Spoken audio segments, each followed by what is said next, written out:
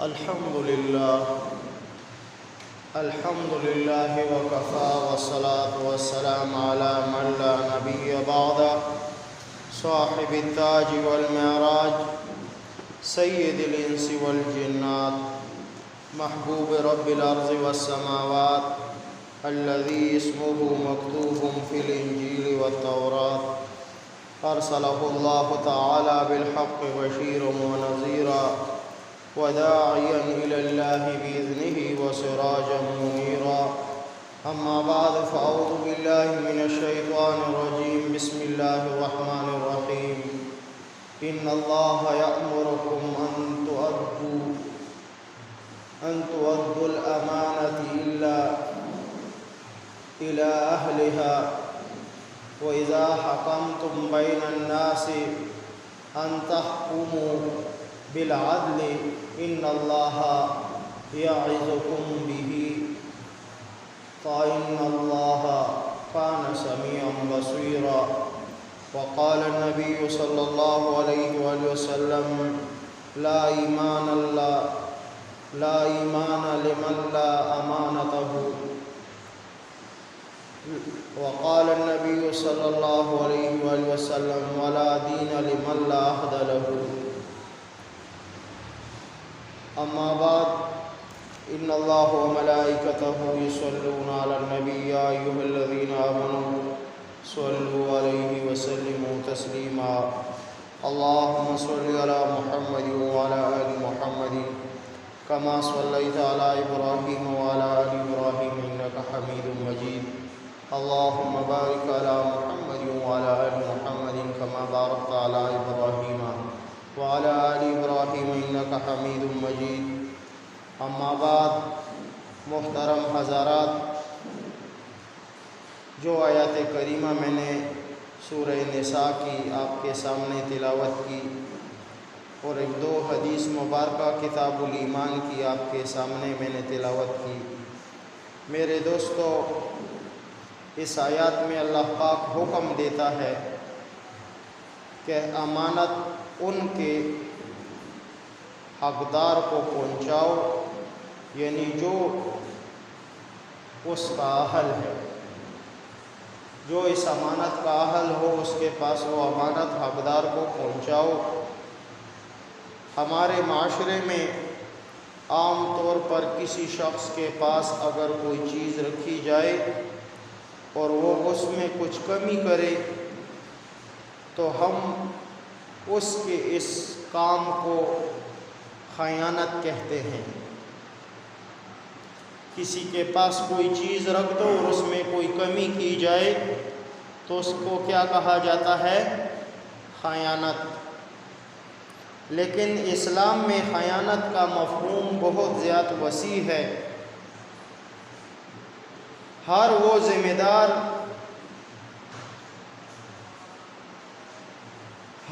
ذمہ داری جو انسان پر لاگو ہوئی ہو، چاہے اس نے خود قبول کی ہو،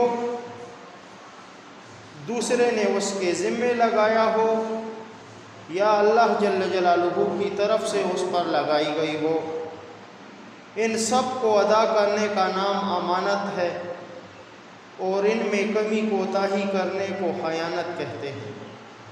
مثلاً ایک شخص کے ساتھ کسی کام کا وعدہ کیا، اب اس کو پورا کرنا امانت اور اس کے خلاف کرنا کیا ہے؟ خیانت ہے. البتہ حدیث شریف میں عہد اور امانت میں فرق کیا گیا ہے، یعنی وعدہ میں اور امانت میں فرق کیا گیا ہے. آقا علیہ الصلوۃ والسلام نے فرمایا لا ایمان لمن لا امانت لہ. فرمایا جس میں امانت نہیں اس میں ایمان نہیں. آقا علیہ الصلوۃ والسلام نے فرمایا جس میں امانت نہیں اس میں ایمان نہیں. دوسری جگہ میں وعدے کے بارے میں آقا علیہ الصلوۃ والسلام نے فرمایا وَلَا دِينَ لِمَنْ لَا عَهْدَ لَهُ. فرمایا جس میں عہد کی پاسداری نہیں فرمایا اس میں دین نہیں، اس میں دین نہیں۔ میرے دوستو، اب جس میں دین نہیں، امانت نہیں، اس کے متعلق ایک روایت ہے۔ حضرت ابو ہریرہ رضی اللہ تعالیٰ عنہ سے روایت ہے، فرماتے ہیں کہ جناب نبی کریم صلی اللہ علیہ وآلہ وسلم نے فرمایا کہ منافق کی 3 نشانیاں ہیں۔ منافق کی 3 نشانیاں ہیں۔ ایک نشانی یہ ہے کہ جب وہ بات کرے گا تو جھوٹ بولے گا۔ دوسری نشانی یہ ہے کہ وعدہ کرے گا تو اس کے خلاف کرے گا، اسے پورا نہیں کرے گا۔ فرمایا اور تیسری نشانی یہ ہے کہ جس کے پاس امانت رکھی جائے اور وہ خیانت کرے، یعنی امانت میں خیانت کرنے والا۔ میرے دوستو اور بزرگوں، فقہ کے ایک بہت مشہور امام ہے، حدیث کے بھی بہت مشہور ہے، امام سفیان ثوری رحمہ اللہ تبارک و تعالی۔ امام سفیان ثوری رحمہ اللہ ایک مرتبہ بیت اللہ کا طواف کر رہے تھے، اور طواف کے دوران ایک شخص کو دیکھا انہوں نے کہ وہ چلا چلا کر درود پڑھ رہا ہے، درود ابراہیمی۔ تو امام سفیان ثوری رحمہ اللہ جب فارغ ہوئے طواف سے تو اس شخص کو اس سے پوچھا کہ بھائی یہاں تو ذکر دوسرا ہے، تم جو ہے درود پڑھ رہے ہو یہاں، اس کے بارے میں مجھے کچھ بتاؤ۔ حالانکہ وہ خود حدیث کا بہت بڑا امام ہے، امام سفیان ثوری رحمہ اللہ بہت بڑا محدث ہے، محقق ہے۔ اب سفیان ثوری رحمہ اللہ نے اس شخص کو بلایا اور اس سے کہا کہ بھائی تم مجھے بتاؤ اس بارے میں۔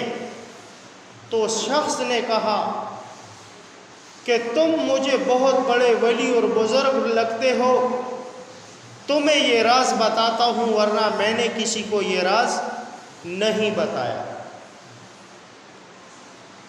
فرمایا بتاؤ کیا معاملہ ہے؟ فرمایا میں بیت اللہ کے حج کے لیے آ رہا تھا اور میرے ساتھ میرا باپ بھی تھا، میرے ساتھ میرا باپ بھی تھا۔ فرمایا راستے میں پیدل سفر تھے، میرا باپ بیمار ہوا اور وہیں پر فوت ہو گیا راستے میں۔ اب رات تھی سر پر، باپ کو دفنانا کیسے، کیا کرنا ہے؟ فرمایا اس اثنا میں کہ رات آنے والی تھی میرے سر پر، لیکن جب میرے باپ کا انتقال ہوا تو میں نے اس کے چہرے کی طرف دیکھا کہ بالکل سیاہ ہو گیا، میرے باپ کا چہرہ بالکل کالا ہو گیا۔ فرمایا تو میں بہت پریشان اور اللہ سے فریاد کرنے لگا کہ میرے رب یہ دنیا، یہ مخلوق میرے باپ کا چہرہ دیکھے گی تو لوگ کیا کہیں گے کہ اس میں کون سی ایسی غلطی تھی کہ اس کا بالکل چہرہ کالا ہو گیا ہے، اس کا چہرہ بالکل کالا ہو گیا ہے۔ فرمایا اس غم میں اور پریشانی میں نے اپنے باپ کے اوپر چادر ڈال دی اور اسی فریاد میں میری آنکھ لگ گئی روتے روتے ہی۔ فرمایا ایک شخص خواب میں آیا اور اتنا خوبصورت تھا، اتنا خوبصورت کہ اس سے پہلے میں نے زمین پر انسان کو اتنا خوبصورت نہیں دیکھا تھا۔ فرمایا اس سے خوبصورت چہرہ میں نے کبھی نہیں دیکھا تھا۔ جب خواب مجھے آیا تو خواب میں مجھے کہا گیا کہ تم کیوں خفا ہوتے ہو، تمہارے باپ کا چہرہ سفید ہو گیا ہے۔ میں نے اس کے چہرے پر ہاتھ پھیرا ہے اور اس کا چہرہ سفید ہو گیا ہے، اور تم غم مت کرو کیونکہ تیرا باپ درود بہت پڑھتا تھا، کیونکہ تیرا باپ درود بہت پڑھتا تھا، دنیا میں اس نے خیانتیں کی ہے لیکن اس کی ہر وقت جو زبان سے بات نکلتی تھی تو وہ صرف درود تھا، اور اس وجہ سے میں نے اس کے چہرے پر ہاتھ پھیرا ہے، تم غم مت کرو، تمہارے باپ کا چہرہ سفید ہو گیا ہے۔ یہ شخص کہتا ہے جیسے ہی صبح میری آنکھ کھلی اور دیکھتا ہوں تو باپ کے چہرے سے کپڑا ہٹائے اور بالکل سفید ہوا۔ امام سفیان ثوری رحمہ اللہ نے جب یہ واقعہ سنا تو اس کی آنکھوں میں آنسو آئے۔ یہ بات میں نے آپ کو اس تک کی ہے کہ وَلَا دِينَ لِمَنْ لَا عَهْدَ لَهُ، ہم نے دین کا عہد کی پاسداری جس نے کی اور جس نے ان اللہ و ملائکتہ پہ عمل کیا، تو یاد رکھو کہ قبر میں اس کا چہرہ بھی بالکل سفید ہوگا اور نور سے بھرا ہوگا۔ لیکن جس نے بخل کیا تو یاد رکھو کہ حضور نبی کریم صلی اللہ علیہ وآلہ وسلم نے فرمایا کہ جس کے سامنے میرا نام ہی اس میں گرامی لیا جائے اور مجھ پر درود نہ پڑے وہ سب سے بڑا بخیل ہے، اور وہ امانت میں خیانت کر رہا ہے۔ امانت میں کیا کر رہا ہے؟ خیانت کر رہا ہے، کیونکہ میرے رب نے ہمیں ایک امانت دی ہے، اور ایسی امانت جس کو میرے رب نے خود بھی قبول کیا کہ فرمایا ان اللہ، بے شک اللہ جل جلالہ و ملائکتہ اور اس کے فرشتے۔ کیسی عظیم عبادت ہے جو میرا رب بھی کر رہا ہے اور اس کے فرشتے بھی کر رہے ہیں۔ اس سے بڑی عظیم عبادت زمین پر کوئی اور ہوگی؟ اس سے بڑی عظیم عبادت، اس سے بڑی عظیم امانت دنیا پر کوئی ہوگی؟ نہیں ہوگی۔ تو بخیل آدمی کی یہ نشانی ہے کہ وہ اس امانت میں خیانت کرے گا۔ اب آگے آؤ، مطلب یہ ہے کہ جب انسان میں عہد پورا کرنے کی صفت ہوگی تو اس میں دین بھی ہوگا، اور اگر اس میں یہ صفت نہ ہوگی تو گویا اس میں دین بھی نہیں ہے، اس میں دین بھی نہیں ہے۔ کیونکہ جب ہم نے لا الہ الا اللہ پڑھا، جب ہم لا الہ الا اللہ پڑھتے ہیں تو اس میں ہم اللہ پاک کے ساتھ ایک وعدہ کرتے ہیں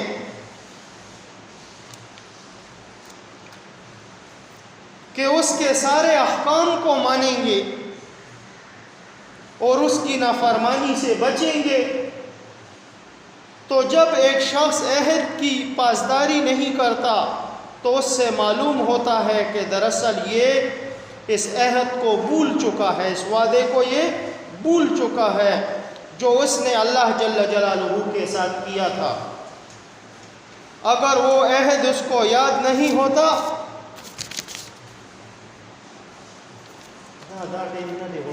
ورته یو جمعات کې اعلان شو، اوس منبر باندې تقریر شروع دی، که ستاسو اعلان شو تاسو ته د خدای هدایت۔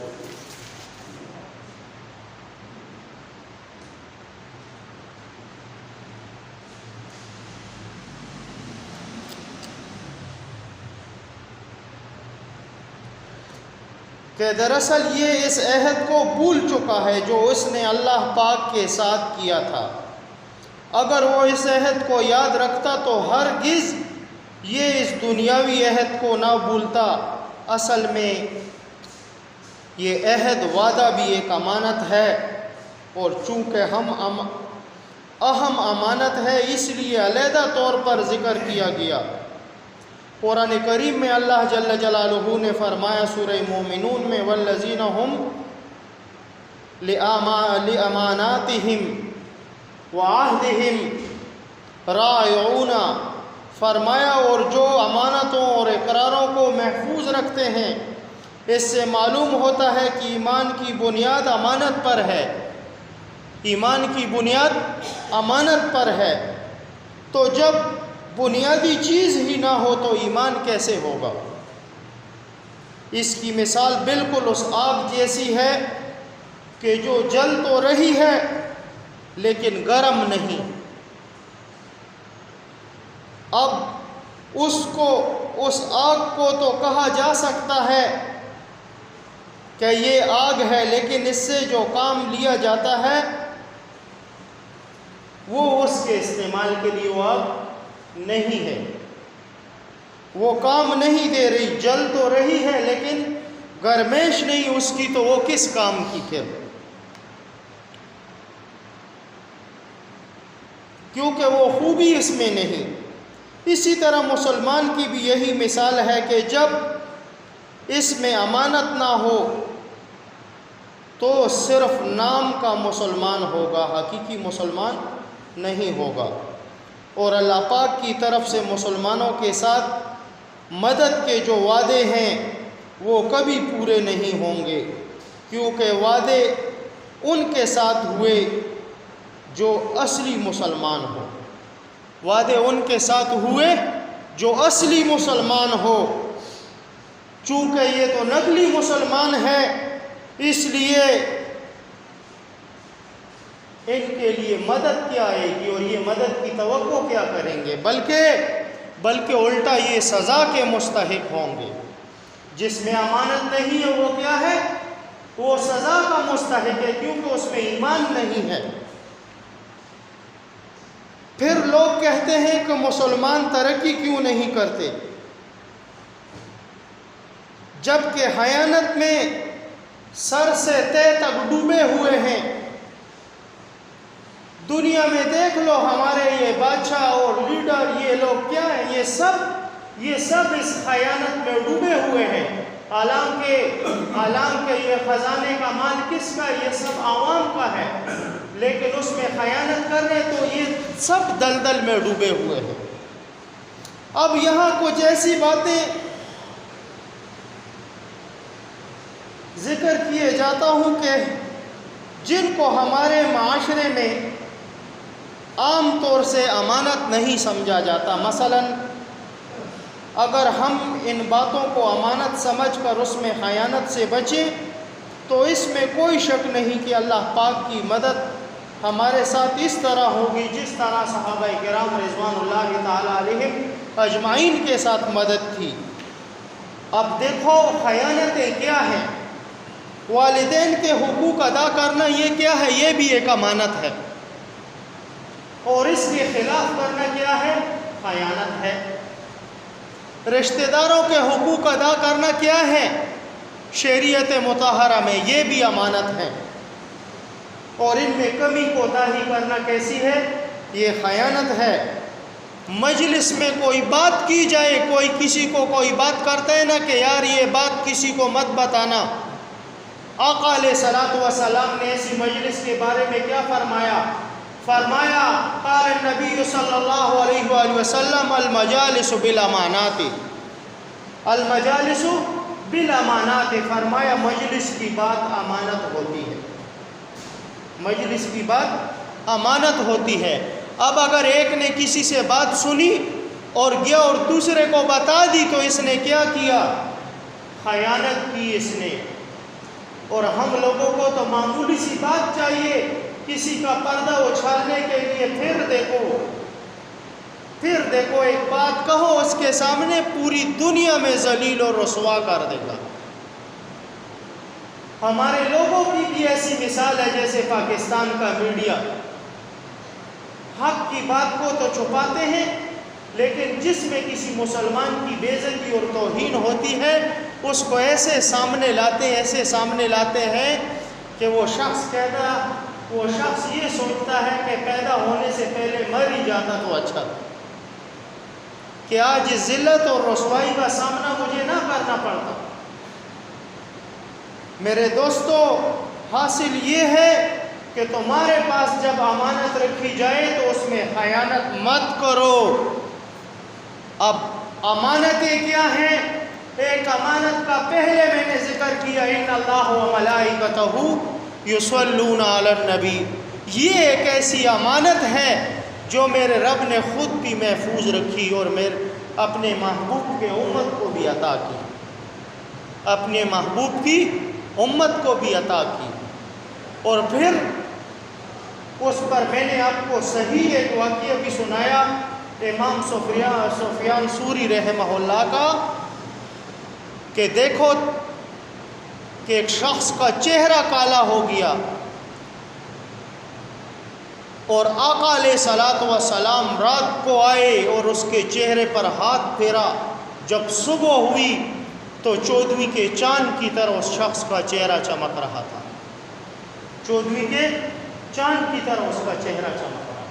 میرے دوستو، ایک حق تو ہمارے رب کا ہے ہم پر کہ ان تعبدوا اللہ کأنک تراہ فإن لم تکن تراہ فإنہ یراک۔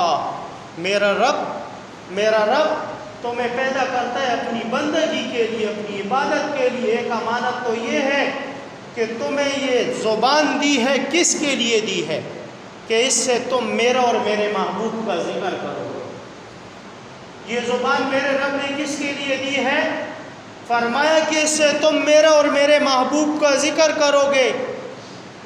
یہ زبان تمہیں اس لیے نہیں دی کہ تم لوگوں کے پیچھے غیبتیں کرو گے اور لوگوں کی بغض بخیلی کرو گے اور لوگوں کے پیچھے پراپیگنڈے اور ڈرامے کرو گے اور لوگوں کو ذلیل کرو گے۔ یہ زبان تمہیں اس لیے نہیں ملی تھی، یہ زبان تمہیں اس لیے ملی تھی کہ تم اللہ اور اس کے محبوب کا ذکر اس زبان سے کرو۔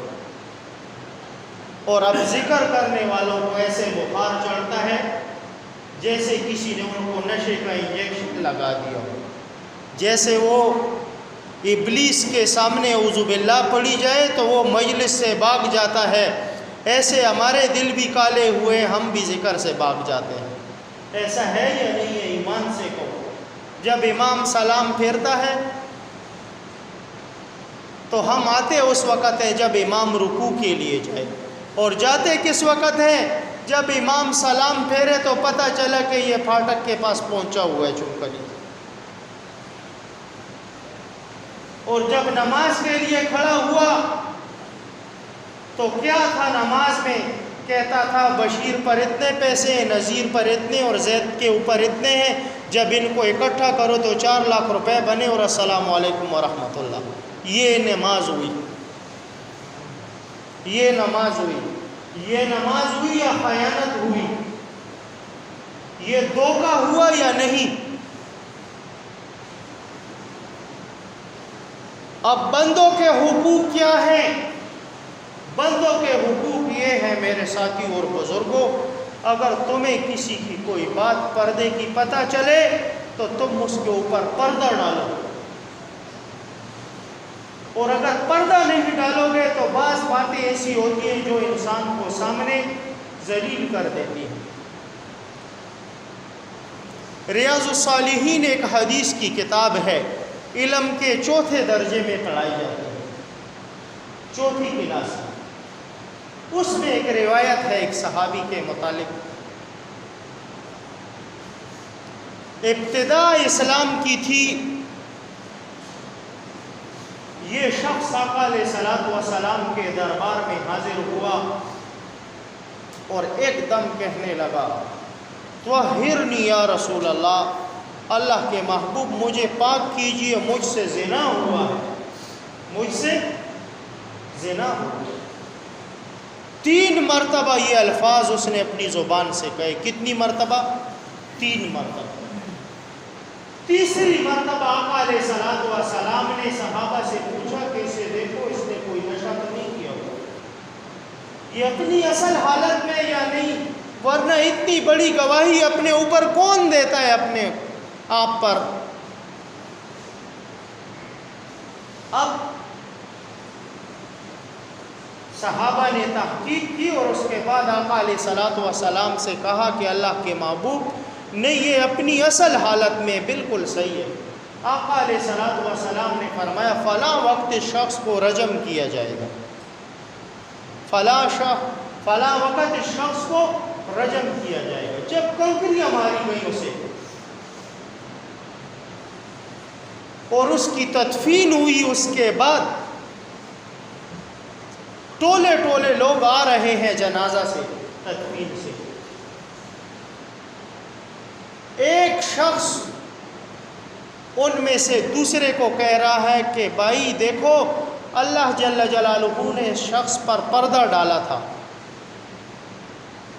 لیکن اس نے خود اپنے آپ کا پردہ اٹھایا اور اپنے آپ پر گواہی دی اور اپنے آپ کو ذلیل کروا دی۔ تو جس سے یہ بات کہہ رہے تو وہ کیا کہہ رہا ہے؟ وہ اسے کہہ رہے اچھا ہوا لوگوں نے دیکھو ایسے مارا جیسے کتے کو کوئی پتھر سے مارتا ہے۔ امام الانبیاء پیچھے تشریف فرمائے آ رہے ہیں، اور جیسے ہی امام الانبیاء نے یہ بات سنی، آقا علیہ الصلوۃ والسلام کا چہرہ انور مبارک بالکل تغیر میں ہو گیا، بدل گیا، اور جیسے ہی اپنے مقام پر پہنچے اس وقت آقا علیہ الصلوۃ والسلام نے کہا وہ دو شخص کہاں گئے جو ایک دوسرے سے کہہ رہے تھے کہ اللہ نے اس پر پردہ ڈالا تھا، اور دوسرا کہہ رہا تھا کہ کتے کی طرح لوگوں نے پتھروں سے مارا اس کو۔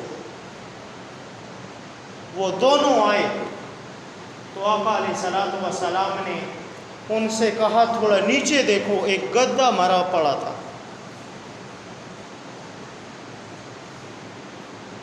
اور وہ پھولا ہوا تھا۔ جب دیکھو یہ جانور مر جائیں اور ان کا پیٹ پھول جاتا ہے تو ان کو پاؤں بھی کھل جاتے ہیں، بالکل سائڈ پہ پڑے ہوتے ہیں نا، پاؤں بھی ان کے کھل جاتے ہیں۔ تو اس گدھے کے بالکل پاؤں کھلے ہوئے تھے اور بدبو کر رہے تھے۔ آقا علیہ الصلوۃ والسلام نے ان دونوں سے کہا کہ نیچے اترو اور ان کا گوشت کھاؤ اس کا۔ تو انہوں نے کہا اللہ کے محبوب یہ تو ویسے ہی نجس چیز ہے، اور پھر دیکھو مرا بھی ہے، اس کا گوشت بھی نجس ہے اور مرا بھی ہے، کیسے اس کو کھائیں؟ فرمایا جب تم اس شخص کی غیبت کر رہے تھے اور امانت میں خیانت کر رہے تھے، فرمایا یہ اس سے بھی بڑا گناہ تھا کہ تم اس گدھے کا گوشت کھا لیتے۔ کیا فرمایا؟ اس سے بھی۔ یہ ہوئے بندوں کے حقوق۔ میرے دوستو اب مساجد کے حقوق۔ بندوں کے حقوق میں تو یہ ہے کہ دوسرے کا مال اگر تمہارے پاس امانت ہو اس کی حفاظت کرو گے، اس کی حفاظت کرو گے، ورنہ نہیں ہے تو فَمَنْ يَعْمَلْ مِثْقَالَ ذَرَّةٍ خَيْرًا يَرَهُ وَمَنْ يَعْمَلْ مِثْقَالَ ذَرَّةٍ شَرًّا يَرَهُ۔ اگر ذرا برابر خیر کیا اس کا بدلہ بھی اللہ پاک تم سے لے گا، اور ذرا برابر شر کیا تو اس کا بدلہ بھی۔ اور میرے دوستو اگر یہ مال ہے، اگر سرکاری ملازمین کے پاس ہے یا سیاسی لوگوں کے پاس ہے، تو ان سے بھی قیامت کے دن باقاعدگی سے انہیں ایک جھنڈا دیا جائے گا ہاتھ میں۔ ایک روایت میں آتا ہے اس جھنڈے کے اوپر تمام باتیں لکھی ہوں گی ان کی، کہ جو امانت پہ خیانتیں کی ہیں وہ سب کچھ، اور اس کا نام ساتھ اس جھنڈے کے اوپر لکھا ہوگا۔ پوری دنیا اس جھنڈے کو دیکھے گی۔ قیامت کے دن ایک شخص اتنا ذلیل اور رسوا ہو تو اندازہ لگاؤ کہ خیانت کیا چیز ہے۔ پھر اللہ کے گھر کی بات مختصر کرتا ہوں۔ اللہ کے گھر کے کیا حقوق ہیں؟ یہاں آؤ، مسجد میں داخل ہوئے، سیدھا پاؤں رکھا، دعا پڑھی اور اعتکاف کی نیت کی اور فضول باتوں سے گریز کیا۔ اگر مسجد میں کوئی جگہ میں طہارت نہیں تو اس کی صفائی کرو، مسجد کو پاکیزہ رکھو اور فضول گفتگو سے پرہیز کرو۔ اس کے ساتھ ساتھ مسجد کا جو مال ہے اس کی حفاظت بھی کرو۔ مسجد کے مال کے ایک ایک پائی کی قیامت کے دن تم سے حساب لے گا، چاہے وہ پیسوں کی شکل میں، چاہے وہ سامان کی شکل میں، چاہے وہ زمین کی شکل میں، کسی بھی صورت میں ہے، اللہ پاک پائی پائی کا حساب لے گا۔ یہ تمہارے پاس امانت ہے، اور اگر اس میں خیانت کی تو پھر کیا ہوگا؟ القیامت کے دن اللہ کے محبوب کے سامنے ذلیل و رسوا ہوگا۔ میرے دوستو یہ یاد رکھو، امانت کو امانت سمجھنا چاہیے۔ پہلے بھی میں نے آپ سے کہا، عمر بن عبدالعزیز رحمہ اللہ تبارک و تعالی بہت بڑے پائے کے محدث بھی تھے، اور بادشاہ بھی تھے، اور ان کی جو بیوی تھی وہ بھی بادشاہ کی بیٹی تھی۔ جب ان کی حکومت آئی تو ان سے کہا گیا تو انہوں نے حکومت کرنے سے انکار کر دیا، فرمایا میں اپنے آپ کو اس کا اہل نہیں سمجھتا، حالانکہ بہت بڑے امام تھے، محدث تھے، فرمایا میں اپنے آپ کو اس قابل ہی نہیں سمجھتا۔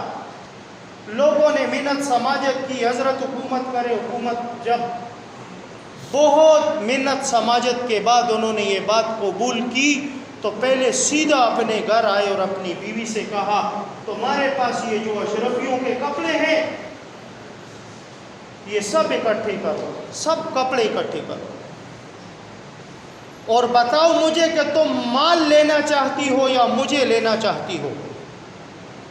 تو بیوی نے کہا کہ اے عمر بن عبدالعزیز میں تمہیں لینا چاہتی ہوں، تمہارے مال سے مجھے کچھ لینا دینا نہیں۔ فرمایا اچھا پھر یہ کپڑے اٹھاؤ اور بیت المال میں جمع کر دو۔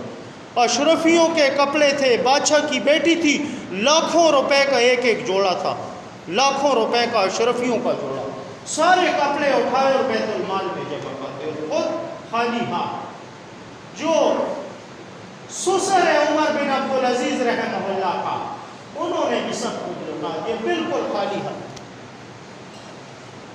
بادشاہت اور حکومت، بڑا ہونا اور امام ہونا کہتے کس کو ہیں؟ یہ امامتی، یہ عہدہ، یہ سب کو مذاق لگتا ہے۔ بعض لوگ